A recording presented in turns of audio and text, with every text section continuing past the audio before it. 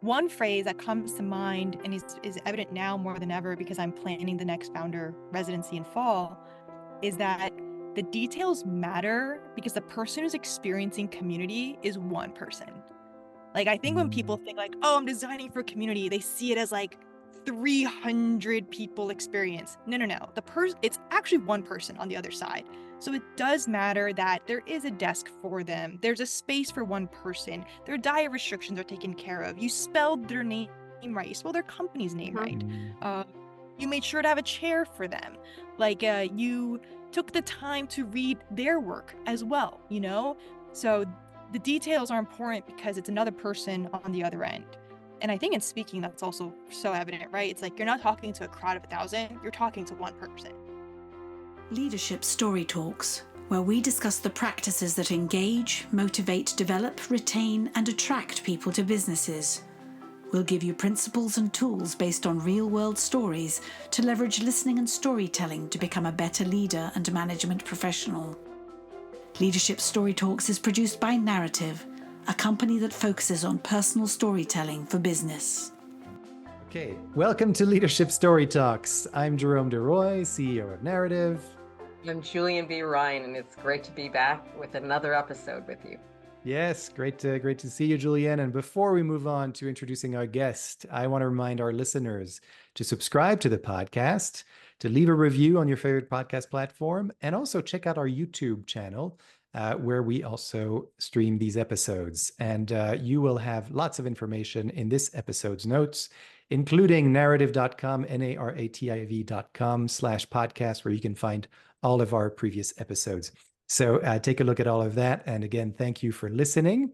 So now, without further ado, our guest is Kaila Lim, who is part of Antler, a great organization in New York City that helps entrepreneurs get off their feet, for lack of a better term. I'm sure there's a better term than that. But Kaila in particular is responsible for the founder experience and community at Antler. So we'll be talking a little bit about that. My connection with you, Kaila, is that we met a few years ago. I think it was pre-pandemic, actually, right before the pandemic. Yeah. I did a storytelling workshop in New York City, and invited a few people, and Kaila responded to the call and told a great story. I remember in the workshop, and then I got interested in the stories you were telling about yourself and your career through your blog, et cetera. And I know that at one point you were, you had been laid off and you were looking at what the next chapter would be. And I remember seeing the evolution of your story popping up in my feed on LinkedIn and other platforms, and just really being impressed every time I saw a new entry. I could literally see how you were sort of evolving that story, how it was becoming more and more specific, and all the experiences you were using were coming into that story. So I just thought, let's have Kaila talk about her career and the power of storytelling in terms of how it's helped you in your career and what you're now doing with community in particular. So here we are. So welcome to the show, Kaila. Thanks for being here. Thank you, Jerome. I can tell you read and tell stories just because of the choice of language you said when I met you at the workshop. You said I responded to the call, and I've been obsessed with that phrase because I think as an artist or a storyteller, like you do get these calls, you get inklings or pulls, and it's like, will you answer the call? Yes or no. So I just love that you use that phrase. But I'm so excited to be here, and thank you for watching me over the years and keeping tabs. Like, this is a bit of a full circle moment. I know we'll be in person one day again soon, be it New Mexico or New York. Yes, absolutely. Looking forward to that for sure. And I was in my intro and talking about the connection we had. Storytelling's been a big part of it, I know, for you. And Yeah. there's a lot of people out there in the last couple of years, and and I guess these are cyclical things that happen, but there are a lot of people who are thinking about the next step in their career, or who didn't think they needed to think about it, and now they do. And I know, Julienne, you've been working with a lot of such people, and those are conversations that you and I have been having as well. And so, I'd love to maybe kick this off by asking you, Kaila, what has that career journey been for you? And, because I know that it's like many people, it's up and down. But particularly when did you sort of realize the power of storytelling and how that might help your career journey or support it? Yeah. I'm happy to tell this story. Still very much on my career journey, but I'll start with just Mm. a base for the listeners. I'm Kaila. I live here in New York City, New Jersey, and I'm a writer. I'm a long distance runner and public speaker.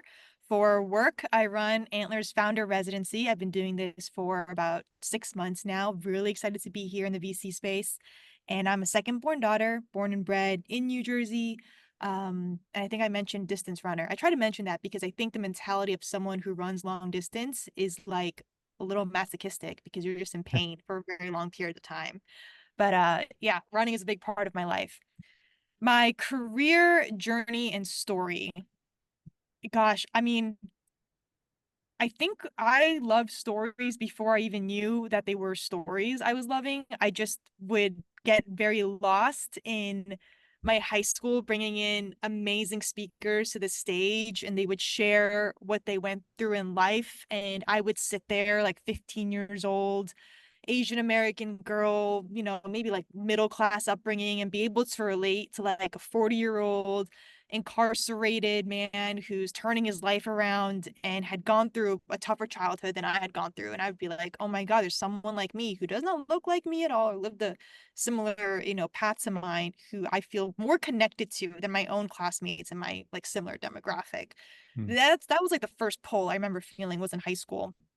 But to talk a little bit about my journey and the most recent pivot uh, into community and to do it here for Antler, when I graduated school, I studied economics, and with my full like cohort of graduating class, I was interviewing for finance roles. And you begin interviewing like fall semester of your senior year, landed a job, and of course everyone asks like, what are you gonna do when you graduate? And I would repeat like this program I was joining at some big name bank, and I wasn't alive every time I said it. Something in me actually died, but I had thought like this is what junior, sophomore, freshman version of you wanted.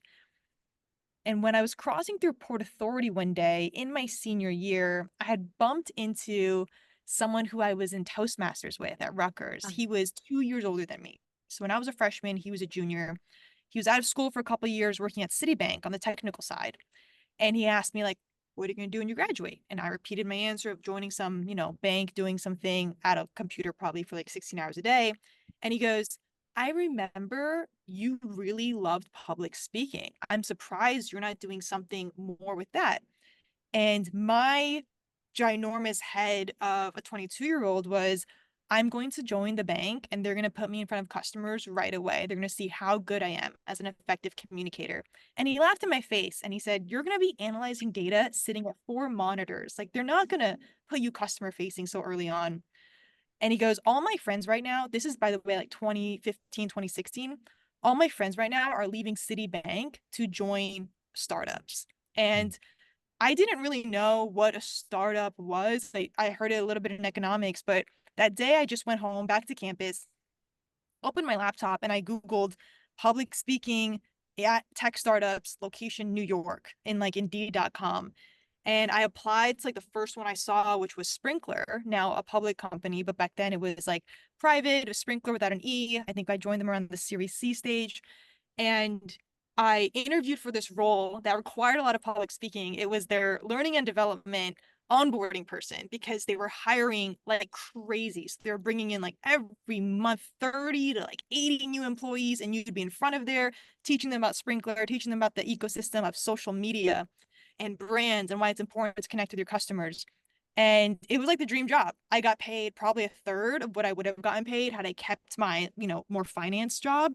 But it was the one decision I've made in my life with very little information. But I think also I removed a lot of pressure from my first job needing to be like the job I'm going to have for my life. My career center was really great at helping guide me. And I think when I came to her with like, I think I need to go and take this offer at Sprinkler, and I was trying to negotiate like an equal salary, which they were not having, but she could tell from me and how I was talking about it and how much I cared about wanting to close this, that I wanted it way more than this bank. But I did renege on the offer with the bank, and my university gave me a lot of crap for it because, you know, it's a brand reputation thing. But this was my life. Like I'm gonna be the one going into work, not the university. So I did make that call and I joined Sprinkler, and I've been in tech startups ever since in a role called enablement. So I went from L&D Mm. onboarding to doing sales enablement, sales training, still a lot of public speaking and storytelling.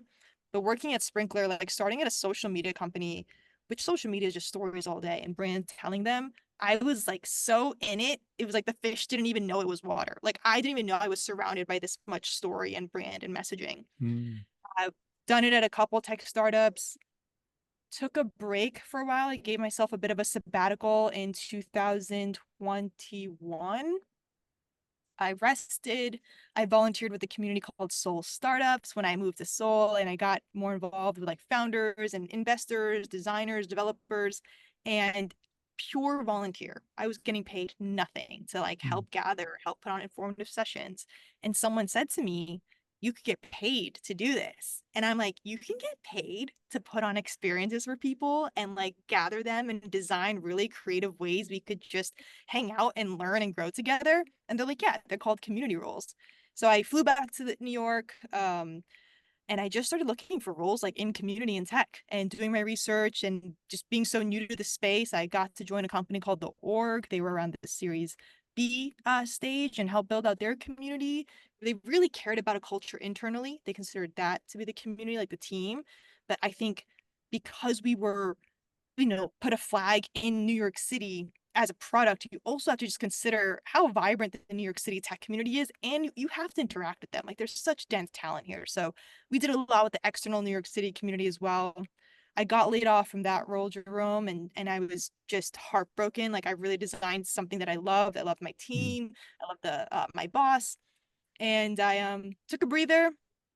Job market in tech was not great in 2023. You know, there's a lot of mass layoffs, and I decided to say, okay, what do you really love about your role? And like, how do we stay true to that? Because I'm someone who's really instinctual. Like, I follow my gut a lot. I can just kind of respond to, like, oh, this feels really good. Keep going with this interview. Or at a certain interview, like, this team doesn't seem like a vibe. You should like stop here and bow out.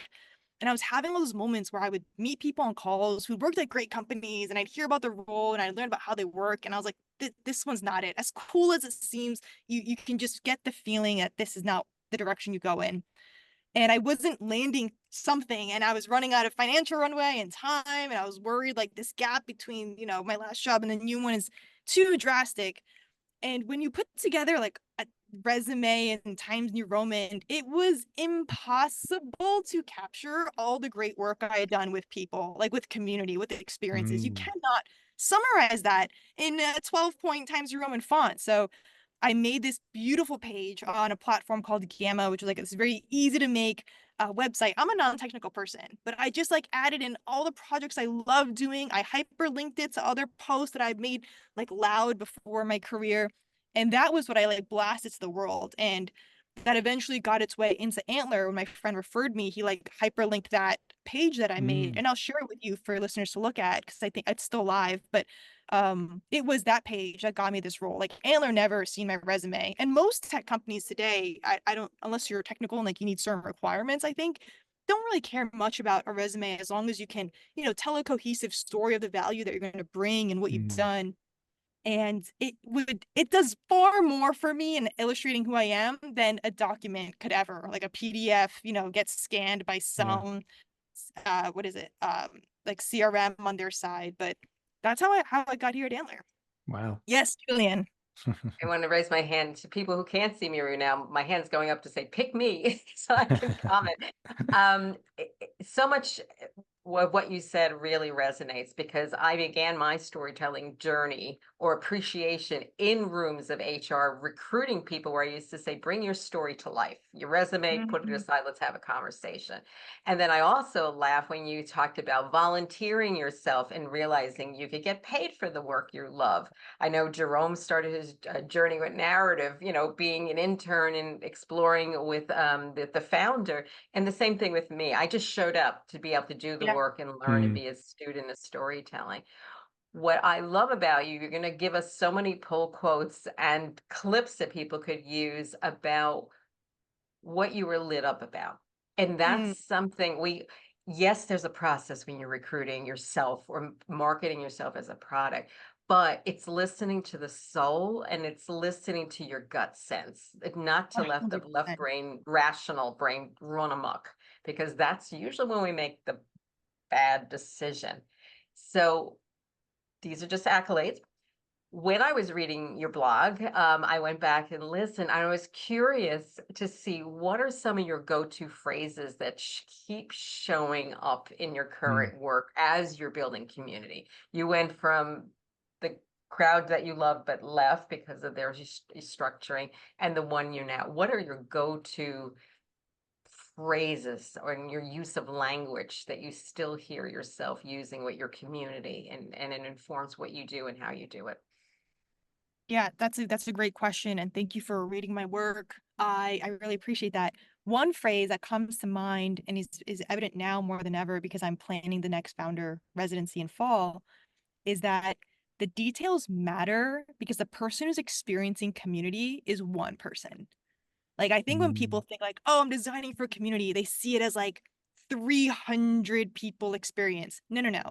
It's actually one person on the other side. So it does matter that there is a desk for them. There's a space for one person. Their diet restrictions are taken care of. You spelled their name right. You spelled their company's name Mhm. right. Mm. Um, you made sure to have a chair for them. Like, you took the time to read their work as well, you know? So the details are important because it's another person on the other end.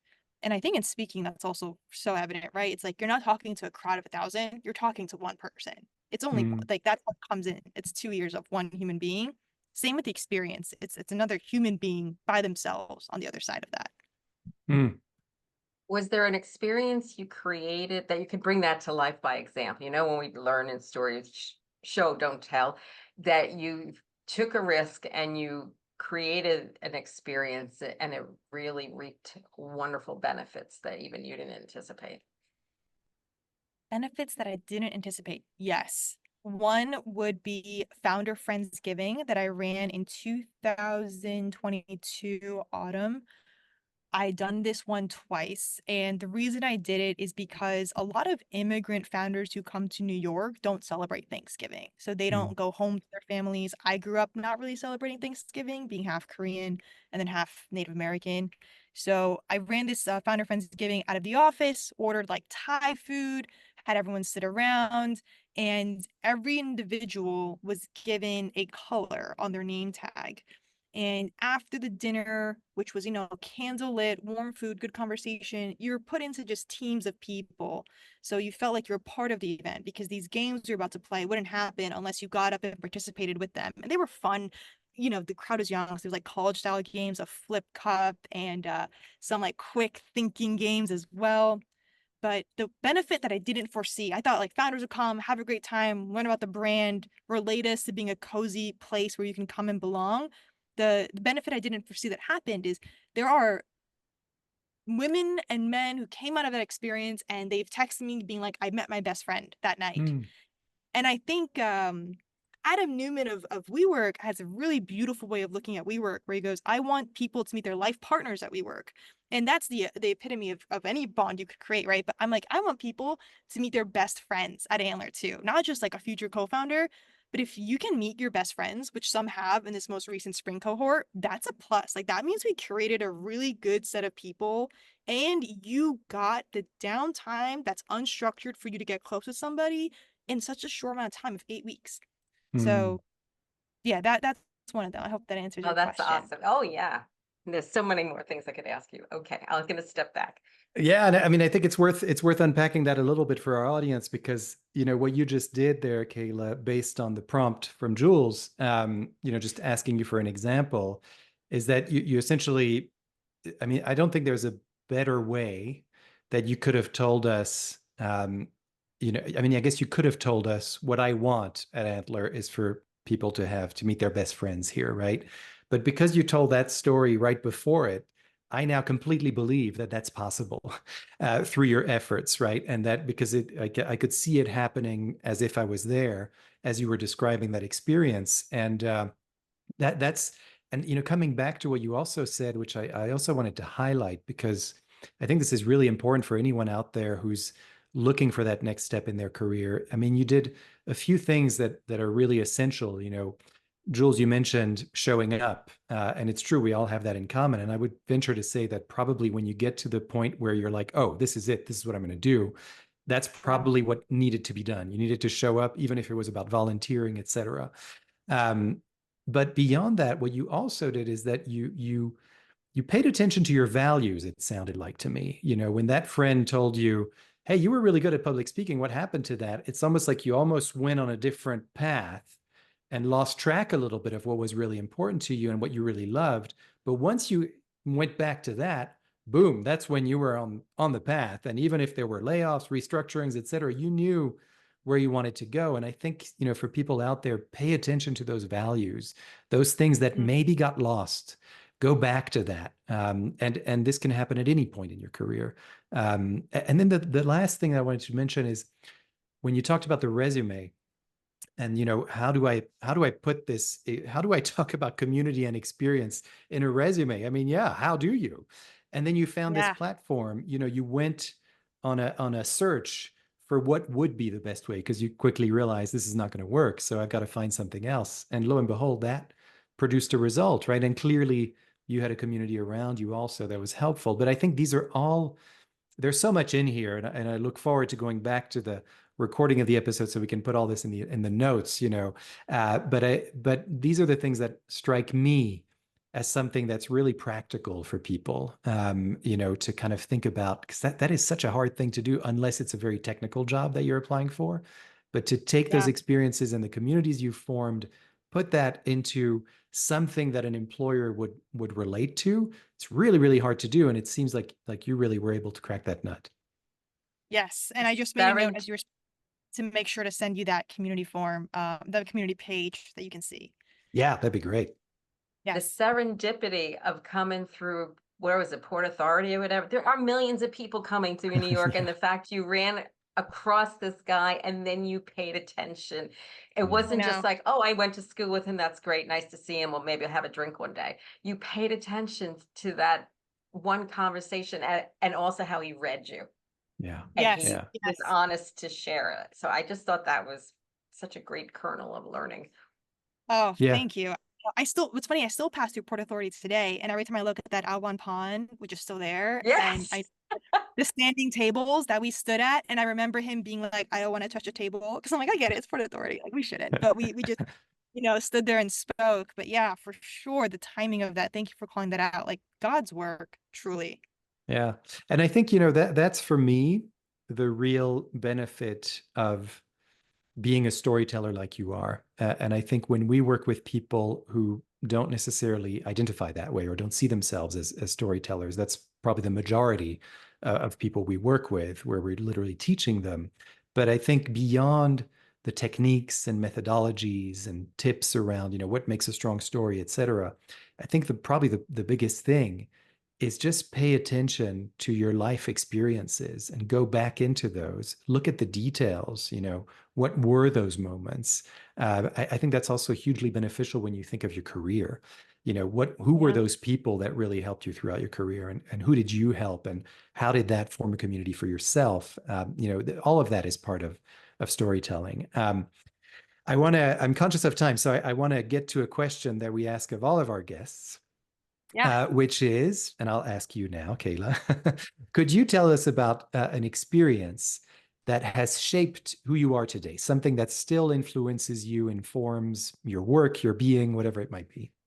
I absolutely can. Many of these, as you prefaced, the one that I want to share the most with listeners, and the story that I want to get out into the world more, is when I got rejected from my Ivy League dream school in high school, which, by the way, as daughter of an immigrant, like that is the golden ticket. There is no other thing you should be focused on as a teenager than getting into an Ivy League school. Your whole summers are planned around it. It's all you obsess over. So I know now you don't even have to go to college. But back then, I did not know that. So this was truly my world. When I got rejected, early decision, I was absolutely heartbroken. It was like my first heartbreak, I would say. And my best friend at the high school I was at got into, I think, three of her Ivy League choices. And I remember looking at her and thinking, like, of course she would get in. Like, she comes from a very loving mother and father. You've gone to her house after school. There's like snacks on the kitchen table. Her mom kisses her on the cheeks. She's like asking about her day. She's around so much warmth and love. Like, she has this system that's backing her. Like, she could do anything in the world. And I looked at me and I was like, you come from a very like abusive father. Your mother had walked out on you. You're lucky if you go home after school and like your dad doesn't lay his hands on you. Like, that's a good day. And you thought you could compete with this. And Mm. for the first like year of Rutgers, I just dropped myself. Like, I was like, you don't get to be with the kids who come from loving, safe households. Like, you had to fight for so much. So like, don't have the same goals as them. It makes no sense. Mhm. And I just sort of adapted that mindset. Like, you become the story you tell yourself repeatedly. And that was my narrative. And I was about midway through Rutgers, as you talked about, like the community that you form around you, Jerome, my first mentors were people on the internet. Like, other writers were my first mentors. And one of them was James Altucher. His writing influenced my writing probably very heavily and still does. And he had spoken about like choosing yourself. He had a book out there and he wrote about it in blogs. And I just did this switch in my head midway through college. And I decided to method act as if I had grown up with two loving Mm. parents. Like, in the book of Eckhart Tolle, like The Power Is Now, which I recently reread. I read once, went over my head, reread it, like now I understand it. But even then, as a 20-year-old, I thought, yes, it's so terrible of what I went through. Like, no one should go through that. I should have turned out more like my sister has, which is a little, unmotivated, lost, and low self-confidence, as most children who go through turbulent homes do. But I just decided to say, the world and the job market unfortunately does not care about where you came from. Like, yes, you're competing with some of the best and brightest. Just act like you came from a really great home too. And I had great examples around me of friends who had. So I just mimicked a lot of their behavior and thought. And really, what it is like, it's kindness. Like, they were poured in a lot of kindness as a child that they kind of open and share, and they're abundant, versus I think I as a child had a lot of scarcity. So I felt like I had to eat as much first, and I had to like hold on to things, and I couldn't always say yes to sharing. So I'm like, what if there's not enough for me? And they would be so open to like, hey, or have some of mine, I'll just get more. Like, my mom and dad will look out after me. And I just acted this way. And I, like, lo and behold, also stopped saying my childhood story the way I am vulnerably now, because I'm like, you can't keep repeating this, because we Mm. have an idea of who people are when they come from abusive homes. And I dropped that story for a while. I had the most exponential growth when I did drop it, through storytelling classes in New York, actually, and through writing and poetry. I've healed enough where now I'm able to like really reframe and share that story. And I do because I just believe more people come from violent homes than we talk about. I know certainly in my own school, there were other children who had very violent and scary parents when they would go back into their house. But yeah, that was like just a mindset shift that I made, because I wanted the same things as others that I saw around Mm. me, and acted like I could get it. And I acted like I was no different than they were. Yeah. Yeah. Well, Yeah. that's a gift of an answer, and it'll be a gift for so many who are listening, and it resonates on so many levels with me. So thank you for that. Being courageous is what you are. You said that Yeah. in your blog, and you keep saying that part of connecting and speaking is to be personal and vulnerable, and you really blend your professional with your personal in a very rich way and Mm. a very positive, proactive way, taking the lesson, looking for the gift, and playing it forward in a very positive, a productive way, and not dismissing it, just not dismissing it, Yeah. but not letting it define the entire life that you're going to live. Yeah. Absolutely. And they are gifts. Like, I look back on my childhood now and I can see like maybe it wasn't kindness and love and fluffy and rainbows and unicorns that I was surrounded with, but I was given resilience. I was taught strength very early, and my self-efficacy was built from the age of 10 when I could like board public transit, and I don't take any of that for granted. Like my Mm. father did what he knew with what he had, and it's also a miracle that like I made it, and he was able to raise two daughters, doesn't really speak that great English. So the way you perspective is everything, Yeah. so I've now looked at my childhood with tremendous gratitude and thanks, and I'm still like meshing it out and figuring out why God put me in that house, but it feels purposeful to talk about it Hmm. now. Before I was like, you should have empathy for me because of what I went through. Look how bad it was. Now it's like, what I went through is great, and what I went through is not that uncommon. We just don't vocalize it enough. Yeah, yeah, you were able to empower yourself, it sounds like, by picking the story, really, literally, quite Yeah. literally, even by mimicking people, etc. But I think that's one of the other ways that you've delivered today the message around, what storytelling truly is or what it can do. We think of stories as sometimes, something we look at or watch, et cetera, for entertainment, or maybe we tell stories ourselves. But we often think that maybe the stories, they're there because of our experiences. And so that's what we tell.